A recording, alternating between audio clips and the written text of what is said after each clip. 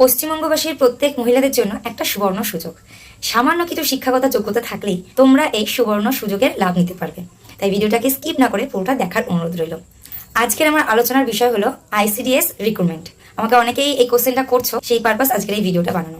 ICDS এর কতগুলি শূন্য পদ রয়েছে এবং এই চারটে কি কি পদ রয়েছে এবং কি এজ লিমিট লাগবে, কি কি যোগ্যতা লাগবে, কবে থেকে এই রিক্রুটমেন্ট স্টার্ট হবে, কিভাবে ফর্ম ফিল আপ করবে, যত যাবতীয় তথ্য আছে আমি আমার ভিডিওর মাধ্যমে সমস্ত কিছু তোমাদেরকে বলতে চলেছি। তো প্রথমেই বলি, আইসিডিএস এর শূন্য পদ রয়েছে মোট 16,000। সেখানে 4খানা পদ রয়েছে। একটা হলো সুপারভাইজার, একটা হলো ওয়ার্কার, একটা হেল্পার, একটা কুক। এই চারটে পদের মধ্যে সুপারভাইজারের জন্য 1000 জনের রিক্রুটমেন্ট রয়েছে। আর সুপারভাইজারের এডুকেশন লেভেলটা একটু হাই লাগবে, মানে গ্রাজুয়েশনের আপ লাগবে। তারপরেই রয়েছে ওয়ার্কার, মানে অঙ্গনওয়াড়ির কর্মী। ওয়ার্কারদের এখানে 5000 শূন্য পদ রয়েছে, আর সেখানের যোগ্যতা লাগবে মাধ্যমিক পাশের আপ। তারপরে রয়েছে হেল্পার।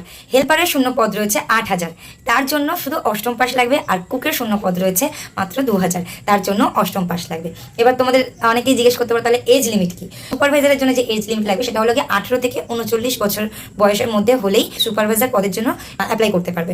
আর বাদ বাকি যে 4খানা পদ আছে তার জন্য তোমার এজ লিমিট 18 থেকে 35 হতে লাগবে। তার মধ্যে হলেই তুমি তার জন্য আবেদন করতে পারবে। আশা করি ব্যাপারটা ক্লিয়ার হয়েছে। আর এটার যদি তোমরা সুযোগ সুবিধা পেতে চাও, অবশ্যই সেই ক্যান্ডিডেটকে পশ্চিমবঙ্গের বাসিন্দা হতে লাগবে এবং কোনো রকম সরকারি প্রকল্পে সে সুযোগ সুবিধা পাচ্ছে না এমনটাও হতে হবে, তবেই কিন্তু তুমি এই প্রকল্পের জন্য আবেদন করতে পারবে। আর অনেকেই যে কোশ্চেনটা করছো, তাহলে এই প্রকল্পটা স্টার্ট কবে থেকে হবে?